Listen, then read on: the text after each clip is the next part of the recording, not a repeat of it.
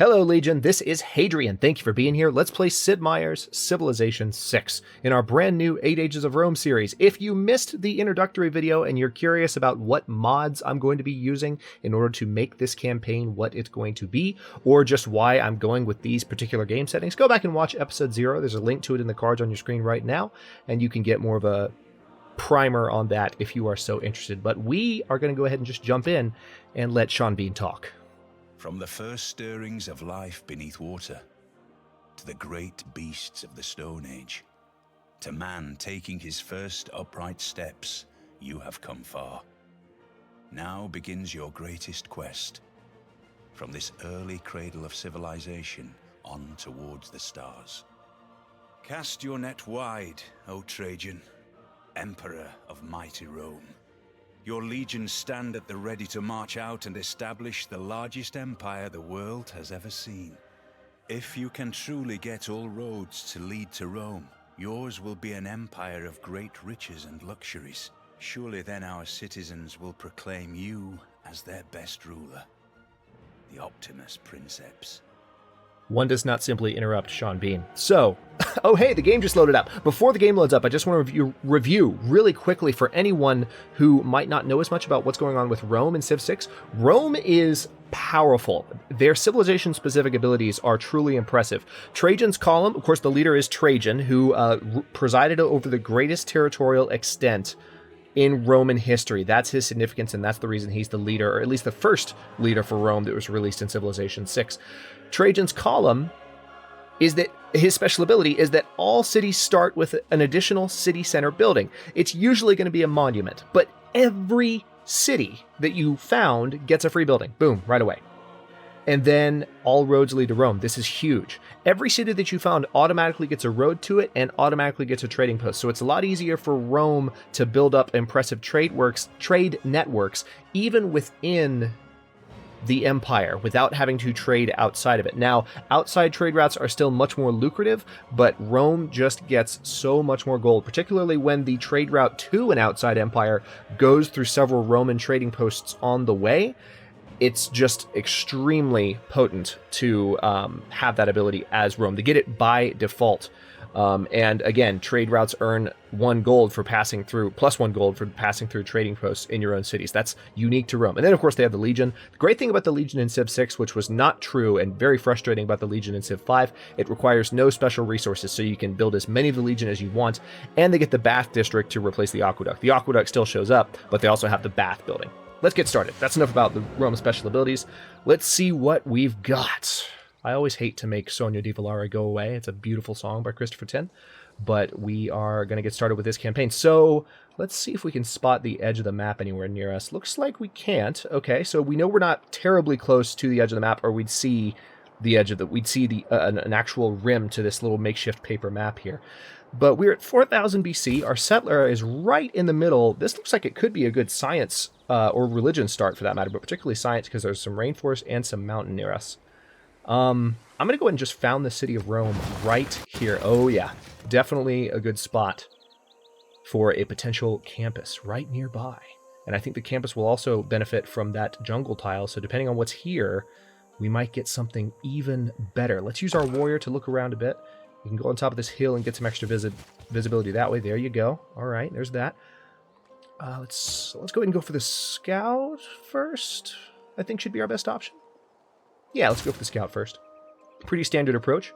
And now for our first research project. Now, actually, wait, before we do that, what do we have near us? We have some sheep. Okay. We have some cattle. And we have some stone. We have a couple of stone deposits, actually. So it looks like mining and animal husbandry should be my first priorities. There's definitely a lot of sheep and cattle nearby. So let's see. If we pull up the tech tree, I want to do a better job with this series of actually looking at the tech tree when I make tech decisions, because not only is it easier for me to really see what I'm doing in the long term, but also I think it makes it a little bit clearer for you. So if we go with animal husbandry, we're going to be able to build pastures around all those animals near us, cows and such. But then again, mining leads us faster to technologies that will help us grow militarily. And pottery is going to be important to have too, because we need our granary. I almost always go for pottery first in Civ 5. But because we have mining so close to us, I think I'm going to go ahead and go for that just to have that technology out of the way. It'll be there in 6 turns, and that's going to give us the ability to build mines as well as to build quarries. And I believe quarries are what's going to go on top of stone, because mines just go on top of hills. And quarries will give us a tech boost as well toward, what was it? Yep, towards masonry. Building a quarry will automatically take away half of the progress we need to make on masonry.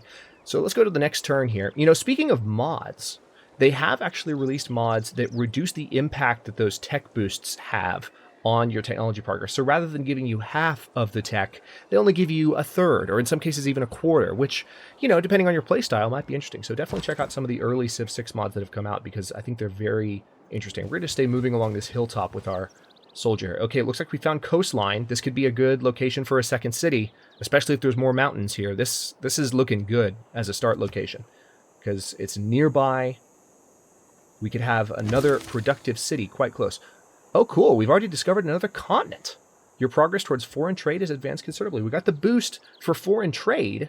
We haven't even had a chance to pick a civic yet because we're still researching. It's 3,880 BC. We're still working on Hammurabi's code, okay? This is Hammurabi's code of laws. So it's not literally Hammurabi's. You get the idea. But the very first thing we need here in civics is a code of laws. But we already have a boost towards foreign trade. Excellent. So let's have a look at the other continent then. Where is it? We started on the continent of... actually, no. We are right on the edge. So this is Pangaea, the continent. And then we are right next to Zealandia. Interesting. So we just found it in the first turn. It's not that we moved onto it. It was just there. So by virtue of ending the first turn, the game went, oh, all right then, and gave it to us. So okay, I'm going to explore one more tile in this direction. All right, this is definitely an awesome city location. We've got some crab there, lots of hills, so very productive city could be built here. And then, again, some additional mountains. That's going to come in handy. And we do have some rice here as well. Let's go to the next turn.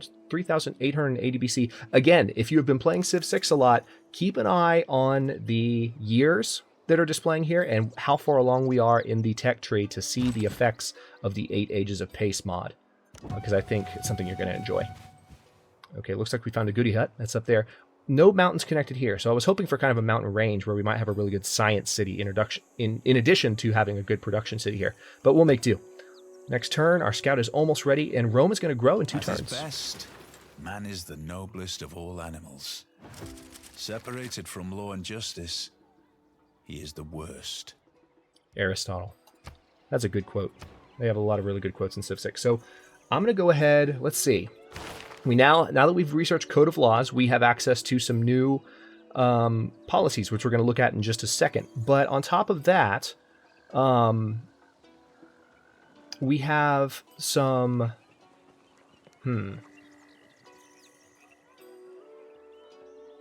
We can go with craftsmanship, which gives us extra production towards ancient and classical era melee and ranged units, including the Legion. Or we can go with, of course, that would also come with craftsmanship. Or we get the Ilcum, which extra production towards builders, which is always good in the very beginning. But we can go ahead and knock out foreign trade, which gives us access to traders, caravansaries, which is a policy which gives us 2 additional gold from trade routes, extra production towards naval and classical era units, and also gives us the ability to launch joint wars. Yeah, let's go ahead and go for foreign trade. Let's knock it out. All right, now let's see. Should I go for the builder or for another scout?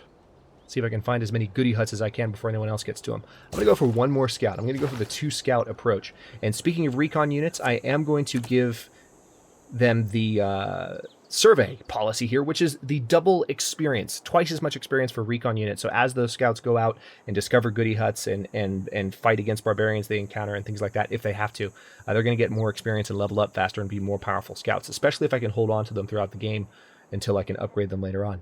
And then here's the big question. Do I want to go for a Pantheon early, or do I want to go ahead and go for their production boost early? We're playing on King difficulty, so we're going to need all that we can get in order to keep up with the other civilizations. Yeah, I'm going to go ahead and go for God King so that we can start generating faith and work towards a Pantheon. And then maybe once we have a Pantheon, switch to urban planning. Need to keep an eye on that. So yeah, our policy agenda is set. Let's go ahead and move straight towards that goody hut, just in case there's any nearby competition for it that we can't detect. And we'll send the scout this direction. not going to be able to see anything because of the woods, but that's fine. We're moving on to turn 6 already. Time flies. Rome has grown. 2 citizens. Notice faster border growth. We're 6 turns in, and there's already 2 extra tiles. This is a result of the 8 ages of pace mod. And I think it works pretty well. Again, the purpose being reduces patchy civs. Later on in the game, you're more likely to have civs with solid borders, wide borders that have a wide berth away from your cities. It looks really good. Okay, lots of mountains near Rome. I'm liking this. This right here, in addition to this right here, this spot, we've got a couple of really good locations for a potential campus. So we should be able to get a good start on our technology game. More credit than the wife of a coal miner. I always try to stop talking when Sean Bean's talking. Just fair warning. That's going to be a common theme. So we do have access to mining now. You saw what the resulting technologies from that would be. So now let's go ahead and go for animal husbandry because, again, we're not going to get any boost towards these techs. They're all going to take 5 turns. I think Rome is growing fast enough on its own to where we don't have to rush the granary, and I want to be able to build camps and pastures. Let's take a quick look at how much it would cost to purchase a builder. 130 gold. So we're going to keep an eye on that, and as soon as we hit 130, we can buy a builder. Let's go ahead and... Hey, barbarian encampment. Okay, well, this is an opportunity to get some early experience with that warrior. Meanwhile, let's move the scout here, see if we can spot anything else. He does have the hilltop advantage. That's handy. Turn 7, 3640 AD. Next turn. And scout, what are you doing? We got one more coming. Sorry, the turns have been going pretty quickly. Now I'm like, wait, why are you waiting? What's taking so long? Come down here. Let's see what you can spot. Now, he is at the edge of the woods, so he is going to be able to see a little bit further out. Let's take this scout here. One thing you might see from time to time, since we're using the 8 Ages of Pace mod, is Lord Aulus, the author of the mod, did mention that there are some issues since there are changes to the roads and how far they can help you move. There's some weirdness when you can see the blue box, the light blue box around units to show how far they can move. Sometimes, this thing, when you're looking at this, it's not always accurate. It doesn't always show correctly how far a unit can move. Or it might be that the number of turns required to make a move within it is misreported by the numbers over the movement icon. Who knows? But there's some weirdness there. Hopefully it won't interfere with anything. Let's go ahead and go for the builder here. Or were we going to wait to buy one? Maybe we can go ahead and go for the builder and then buy a second one. That's the positive aspect of trade, I suppose. The world gets stirred up together. Okay, so we don't have a Pantheon yet. We don't need to change policies. Let's choose a new civics research option. I guess we're going to go for craftsmanship just to move along the tree evenly here. And let's go for an attack. Oh, hey, we've encountered our first... Oh, no. Oh, no. Egypt is nearby. Oh, Cleopatra, I hate you so much. So we're going to have to build up a pretty strong military pretty quickly. Otherwise, Cleopatra is going to hate us in the face. Oh, look at how... God, if we could get a city up here... Imagine having a campus in here on top of this cotton. Oh, that'd be so great. So yeah, we've got some really good cities near us. Hopefully Egypt is not so close that settling in those spots would piss Cleopatra off. Because Cleopatra is already really pissy. If you don't have a strong military, she is not a pleasant character to interact with. Wow, lots of mountains near Rome. So really interesting region of the world that we've started down in here. We've got this, kind of mountain range to the east, and then it looks like we've got the sea to the west. Meanwhile, our scout here... Oh, good. Found another goody hut. Let's move toward it as rapidly as possible. And some desert as well. So potential for Petra. Not necessarily going to find Petra, but there's potential. All right, minor defeat. Let's go ahead and go for this because I feel like we might get a promotion. All right, so they're down to 1 unit. Up, there's the promotion. Excellent. And we have 2. So next turn we can promote, heal up, and then that spearman will be history. Just kidding. Of course that happens. All right, so let's go ahead and go for the battle cry promotion to give them a little bit of extra strength. I think we'll still be okay. We're just going to have a turn where we get beat up for a second here. Oh, cool. We got an extra recon unit. That's handy. And this unit is also eligible for promotion. So let's go ahead and give him faster movement on hills. And this unit needs orders. All right, tell you what. You go this way. Okay, barbarian scout. So there's another encampment nearby. This scout's going to go down here. We lucked out with that scout unit. That's very handy. All right, so our builder is 2 turns away. Rome is also going to grow in 2 turns. So Rome is doing a good job of growing on its own. All right, so they did a little bit of damage to us there, but we're going to do more. Interesting. I am fond of pigs. Dogs look up to us. Cats look down on us. Pigs treat us as equals. So we've unlocked animal husbandry. Now, if we were to attack across the river right now, we would gain a minor victory. Tell you what, I'm going to go ahead and see. Progress towards military tradition has advanced considerably because we cleared the barbarian outpost. Very handy. Oh, hey, look, there's some gypsum here as well. That's very nice. All right, new research options. We don't have a boost towards anything right now. Let's go ahead and go for pottery. Is this the sensible thing to do? It is 3340 BC, and I'm just going to inch this scout along. Oh, good, another goody hut.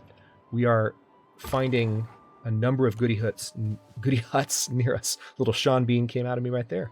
That was a little bit of Irish. I don't normally do Irish accents very well, but it snuck out. So, I don't know what that was. Okay, another goody hut, but right next to a barbarian encampment. That's going to be fun. But this is our unit that can move on alpine terrain, so he's going to be able to get there next turn. All right, so our builder is ready here. We've got a lot of work to do. Let's go ahead. We want faster production, really, so let's go ahead and head over here. There are 3 charges on this builder. We're going to be able to upgrade. I think what I'm going to do is upgrade the 2 food-related resources, and then the 1 stone here. Now, we can actually go ahead and purchase that builder, so let's do that. So we have 2 builders. Hey, we're going to upgrade everything. And now, yeah, we've got some other barbarians near us. We probably need to be pretty careful. Let's go ahead and go for the slinger so that if we have to kill anybody, we can kill him with the slinger and get that boost towards archery. Meanwhile, let's see if we can chase after these barbarians. There's...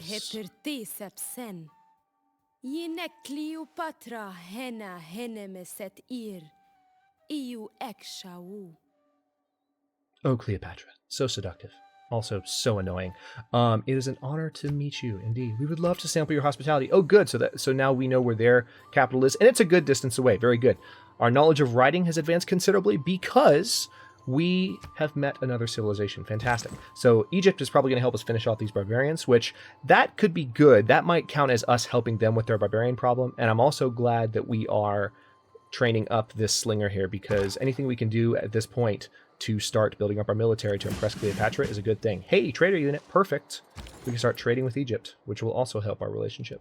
Oh no, I guess we can't start trading with them yet. That's unusual. All right, go to sleep then, and we'll come back to you. Now, I'm going to go ahead and send the scout here. 1 step farther, rather. Yeah, this unit. No! Здравствуйте. Okay, wait. Я царь Петр. Достойный правитель, подобный вам, должен ценить все самое изысканное. Любите ли вы искусство подобно мне? As a matter of fact, I am. So this is ironic that we meet Peter so quickly, because of course I have another series in Civ 6 going right now that we'll be returning to after the first 20 episodes in this series called Russian Sunrise. It was the very first series I started in Civ 6 on my channel. So, hey, here's Peter. So let's go ahead and say it's an honor to meet you. Sample his hospitality. Very good. So I was saying no because I accidentally went to the barbarian encampment, which we cleared, which is good, which gives the scout some experience. It's not good. This unit's available for promotion, so we need to promote him next turn.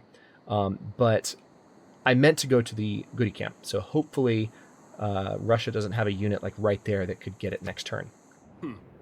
I've sent you a trade delegation. Excellent. Your delegation is most welcome. Let us foster good relationships and not get into wars within the first 100 turns. Who am I kidding? This is Civilization 6. We're going to fight in the first 100 turns. It's going to happen. All right, so those barbarians are under attack. This... Oh, good. We got a Eureka towards sailing very quickly. Let's go ahead and head this direction with this scout. Meanwhile, this scout is ready for a promotion. You are much closer to a lot of jungle, so faster movement in woods and rainforest for you, my good man. And let's go ahead and tell you what. Let's scout closer to Egypt with this warrior. Now, does that give the trader, now that we have a clear view, there we go. So we're going to trade with Rock Cadet. Your knowledge of currency has advanced considerably because we've established, or beginning to establish, a trade route. Very good. Are we really almost 19 minutes, almost 20 minutes into this episode already? Time flies. As it turns out, hey! Mount Kilimanjaro is not Wi-Fi enabled, So I had to spend 2 weeks in Tanzania talking to the people on my trip. I love that quote. All right, so our knowledge of astrology has advanced considerably. Dare I say it? We're off to a good start, people. This is very, very, very good. Let's go ahead and go to the next turn. Hey, Egypt sent a delegation too. Your delegation is most welcome. Now maybe we can send some delegations to them and start off with some good relationships. Unfortunately, Cleopatra is already unfriendly towards us. Why? I'm not sure, but we'll find out soon enough. Yeah, we're going to have to just keep an eye on her. She can be trouble. All right, we're going to send that scout that way. This scout that way. Now, hang on. Actually, before I go to production, what's going on here? Oh, this unit's eligible for promotion, so I shouldn't have moved him. My bad. All right, it is time. We want Cleopatra to like us. How much is a warrior going to cost? 100 gold? Okay, so what I need to do, let's move this slinger out. And then purchase a warrior. So there's that. And then let's go ahead and build a settler in Rome. It's going to take 7 turns, but we need that second settler as soon as possible. Meanwhile, let's go on top of these hills with our scouting warrior up here. And all right, Cleopatra, what's your deal? Why are you unfriendly towards me? Our relationship. -2 first impressions of you. What did I do? Okay, I can't send a trade delegation to either of these guys. Why do you have a bad first impression of me, Cleopatra? That's not very nice. Okay, so we can't declare friendship with Russia yet. I'm guessing we definitely can't with Cleopatra. So, Cleopatra has a bad first impression of us, and I have no idea why. All right, let's go for the pasture here. Knowledge of horseback riding has advanced considerably. And now let's... This is a good start. So we've got a boost towards masonry and a boost towards horseback riding. And of course, this unit is promotable, I think. Right? Or is it this one? No, it's this one. My bad. So this is the one we just promoted a moment ago. So it can move through the rainforest a lot faster. Hey, goody hut. Right there. Perfect. And we're gonna be able to move straight towards it in 1 turn very shortly. Let's see if there's anything else we can do. I don't think there is. We're moving on to turn 16. It is 31, soon to be 65.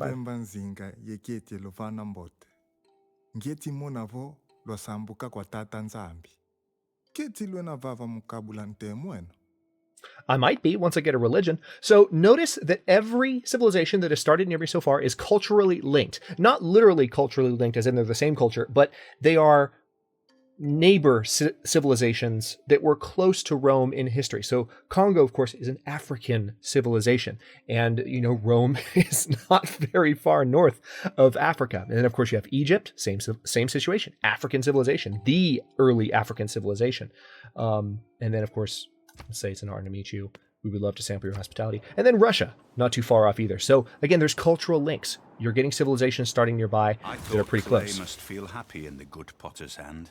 All right, so now we have access. Without imagination is craftsmanship, and gives us many useful objects, such as wickerwork picnic baskets. Awesome. All right, so we just completed our civics and our technology research in one go. Let's go ahead and see what our next option should be. Oh, this is tough. Writing or astrology? We have so many good options right now. I'm going to go ahead and go for writing because I want to get to science boosts as rapidly as possible. I just think that would be to our advantage. Now, this scout needs to level up. You have a lot of hilly terrain near you, or do you?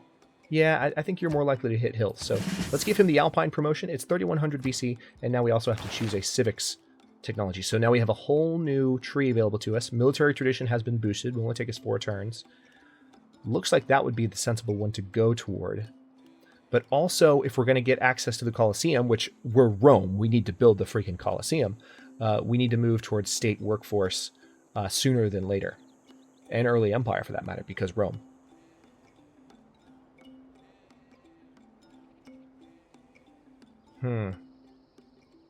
Yeah, let's go ahead and go for early empire, because Rome.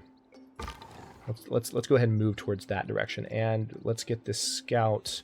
We had a couple, I believe, goody huts that we needed to investigate, right? Or just one, maybe? Nos somos Felipe, rey de España y Portugal. Oh boy. Pero, por encima de todo, somos fieles devotos de la única y verdadera religión. I can't not laugh whenever Philip is just existing. Like, it's the most animated character I think I've ever seen in a video game. It's fantastic. It is an honor to meet you, Philip. He wants to exchange information on our capitals. Okay. The civilizations we've met so far, Egypt and Russia, we have sampled their hospitality. So we know where their capitals are. They do not yet know where Rome is. So I'm going to go ahead and do that so that we can see where Madrid is. Madrid's up here. Thankfully, there's no civilizations like super close to us unless there's someone down here, which we're about to find out, I guess. But we have met Spain. Now we have this slinger here. 5 turns away from our settler. Our builder has built the stone mine here. So now this builder needs to hop over here and do that. And this builder needs to come over here and build the other stone. Oh, not mine, but stone quarry. My bad. Warrior, you just need to fortify. That's all I need you for right now. And then you... Okay, good. We got some more gold out of that deal and 10 more experience for that scout. Again, he's getting double experience because of our policies at the moment. So, listen, we have hit the 26-minute mark for this episode. So I am going to go ahead and cut this one here. And in the next one, I think we've got our work cut out for us. We have 2 civilizations closer to us that are unfriendly toward us now. Reasons? I don't have them. We'll figure it out. So as I mentioned, as I joked about earlier, early wars are common in Civ 6. A lot of people have complained about it, in part because maybe there are some tweaks to be made, but also I think in part because there was a lot of war in early civilization. The concept of national borders. I mean, look, our borders are pocked right now. They're dotted. We don't have solid borders yet because the concept doesn't exist yet. It's much more of a free-for-all, over the earth type of feeling in this early stage of history. So we are probably going to go to war with at least one civilization and going to have to defend ourselves early on. But at the same time, we're playing on king difficulty, so we need to get 2 or 3 other cities established pretty quickly in order to remain competitive. The good news is we have fantastic mountain ranges near us. We have a good location for a city here, a good location for a city here, where the science output of our cities could just be nothing short of tremendous. So we have a lot to look forward to in this game. This is looking really exciting. And I hope you stick around to watch. Thanks very much for watching. If you enjoyed the episode, don't forget to like the video and subscribe to follow along if you're not subbed already. I upload new episodes in 8 Ages of Rome every day at noon Eastern Daylight Time. Or I'm sorry, now it's Eastern Standard Time again. Daylight Savings Time is gone. Eastern Standard Time, which is GMT -5 for those of you not in the States. And comments are always welcome. Let me know what you think, and I'll see you next episode.